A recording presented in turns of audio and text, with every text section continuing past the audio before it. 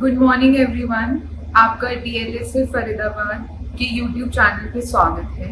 आज हमारे साथ बने हुए हैं respected chief judicial magistrate cum secretary mister Manglesh Kumar Choubey sir, and he will give us insightful information about DLSA Faridabad कि कैसे एक गरीब व्यक्ति जस्टिस के लिए, लीगल एड के लिए डीएलएसए फरीदाबाद कोर्ट को अप्रोच कर सकता है। Sir, would you like to introduce DLSA? DLSA का मतलब होता है डिस्ट्रिक्ट लीगल सर्विसेज अथॉरिटी। 1987 में the legal services authority act ने अस्तित्व में आया और उसमें 4 लेवल के अथॉरिटीज बनाई। Central authority national legal services authority जो ऑनरेबल सुप्रीम कोर्ट के दिशा निर्देश में काम करती है। स्टेट लेवल पे स्टेट लीगल सर्विसेज अथॉरिटीज हर स्टेट में है और ऑनरेबल हाई कोर्ट्स के निर्देश में काम करती हैं। डिस्ट्रिक्ट लेवल पे डिस्ट्रिक्ट लीगल सर्विसेज अथॉरिटी, जिसको हिंदी में जिला विधिक सेवाएं प्राधिकरण कहते हैं, काम करती है। और तालुका लेवल पे sub divisional legal services committees काम करती हैं, जो कि डिस्ट्रिक्ट लीगल सर्विसेज अथॉरिटी के निर्देश में काम करती हैं।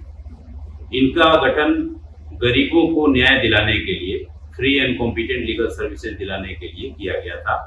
और आपको पता होगा कि हमारे इंडिया में लगभग 70% के आसपास लोग गांव में रहते हैं। उन लोगों को नहीं पता कि उनके लीगल राइट्स क्या हैं, उनकी क्या ड्यूटीज हैं, कॉन्स्टिट्यूशनल राइट्स क्या हैं उनके, फंडामेंटल राइट्स क्या हैं उनके। बहुत सारे गवर्नमेंट की स्कीम्स आती हैं, जैसे हालसा की स्कीम अलग से आएगी, Haryana state legal service authority की, नालसा की नेशनल लीगल सर्विस अथॉरिटी की अलग से स्कीम आती है।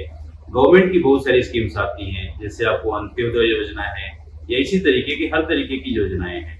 तो उसमें यदि किसी को किसी भी प्रकार की दिक्कत आती है, जो एक्ट के अंदर एंटाइटल्ड है, उनको लीगल सर्विसेज देने के लिए, उनको अवेयर करने के लिए कि आपके पास ये राइट्स हैं, इन अथॉरिटीज का गठन किया गया है। ऑब्जेक्टिव्स मैंने आपको शॉर्ट में बता दिए थे कि लोगों को free and competent legal services देना है, उसके बाद लीगल अवेयरनेस क्रिएट करना है। आपको पता होगा कि इसके ऑब्जेक्टिव्स को वाइड बनाया गया है और ये कन्फाइंड नहीं है। जो भी लोक अदालत का गठन होता है वो भी डिस्ट्रिक्ट लीगल सर्विसेज अथॉरिटी के द्वारा या अलग अलग जितनी भी अथॉरिटीज हैं, जैसा मैंने आपको पीछे बताया था, उनके द्वारा इनको ऑर्गेनाइज किया जाता है। लोक अदालत में क्या होता है, पार्टी आपसी सहमति से फैसले का निपटारा करती हैं, उसके लिए लोक अदालत की बेंचेस बनती हैं। और उसमें फायदा क्या होता है कि उसमें कोई अपील नहीं होता। जब भी एक बार फैसला हो गया उसका कोई अपील नहीं है, और उसमें जो पार्टीज जैसे कोर्ट फीस भरती हैं उसको भी वापस कर दिया जाता है। एक तो ये हो गया कि लीगल एड देना है, दूसरा ये हो गया कि लीगल अवेयरनेस क्रिएट करना है, तीसरा ये हो गया कि आपको लोक अदालत ऑर्गेनाइज करना है, चौथा ये हो गया कि जैसे विक्टिम्स हैं, विक्टिम्स के पास कोई वकील नहीं होता है, मान लो कि कोई गर्ल विक्टिम है, कोई अदर विक्टिम है, उनको लीगल एड प्रोवाइड करते हैं हम लोग प्रोसिक्यूशन स्टेज पर ही। ऐसा नहीं है कि आपका कोर्ट में ट्रायल चलेगा उसके बाद आपको लीगल एड प्रोवाइड किया जाएगा। तो हर थाने में हमने प्रोसिक्यूशन काउंसिल्स बनाए हुए हैं जो फीमेल होती हैं, जो फीमेल विक्टिम्स को उस लेवल पर हेल्प करती हैं जिस लेवल पर आप नहीं सोच सकते। थाने में यदि कोई विक्टिम जाती है, उसका स्टेटमेंट रिकॉर्ड होता है, उस समय प्रोसिक्यूशन काउंसिल हमेशा मौजूद रहती है और उनकी देख रेख में ही वो स्टेटमेंट रिकॉर्ड होता है, ताकि कोई उसका मिसयूज न कर सके, उसको दबाव में ना लेके आ सके।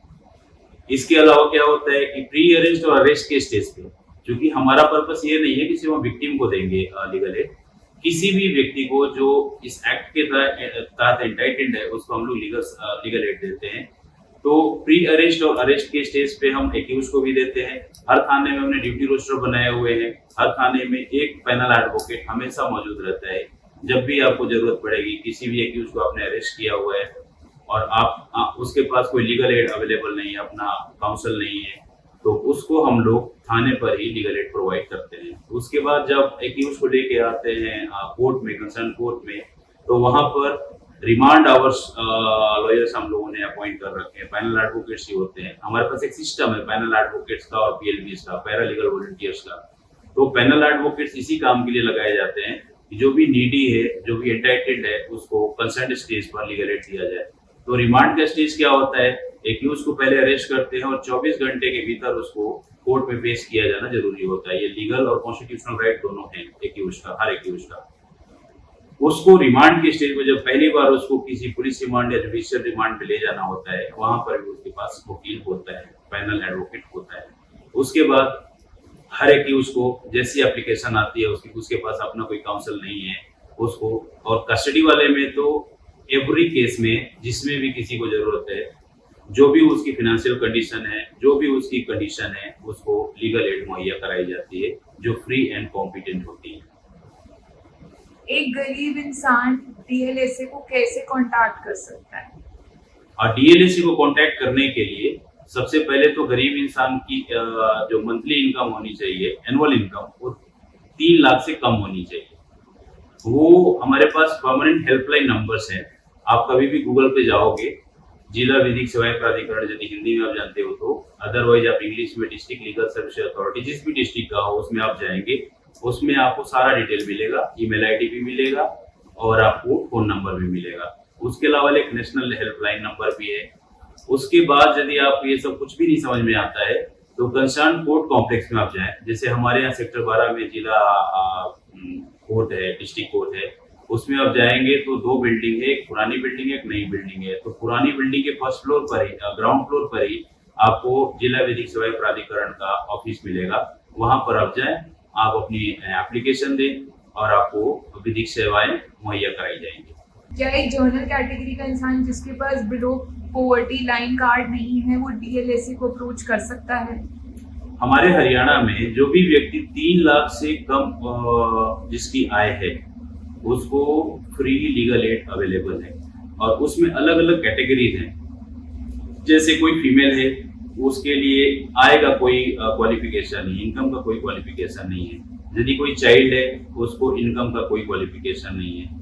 कोई विक्टिम ऑफ ट्रैफिकिंग है, विक्टिम ऑफ इंडस्ट्रियल डिजास्टर है, फ्लड विक्टिम है, अर्थक्वेक विक्टिम है, एथनिक वायलेंस का विक्टिम है, इस तरीके की अलग अलग कैटेगरीज बनाई हुई है। उसमें यदि आप फॉल करते हो तो इनकम का कोई क्राइटेरिया नहीं है, आपको मिलेगा। अगर किसी वुमेन का रेप होता है तो डीएलएसए क्या बेनिफिट्स प्रोवाइड करता है? जब भी किसी वुमेन के साथ रेप होता है तो विक्टिम को हम लोग फ्री लीगल एड प्रोवाइड करते हैं, और उसके साथ साथ उसको कॉम्पेंसेशन प्रोवाइड करते हैं। नासा की तरफ से भी कॉम्पेंसेशन की गाइडलाइंस है और हमारे हादसा की तरफ से भी गाइडलाइंस है। अलग अलग कैटेगरीज में अलग अलग कॉम्पेंसेशन का हमारे को परमिशन दिया हुआ है कि आप मिनिमम कितना देंगे और मैक्सिमम कितना देंगे। जैसे पॉक्सो केसेस में क्या है कि जो कंसर्न पॉक्सो कोर्ट होते हैं, आपको पता होगा कि हर जिले में स्पेशल पॉक्सो कोर्ट्स बनाई हुई है।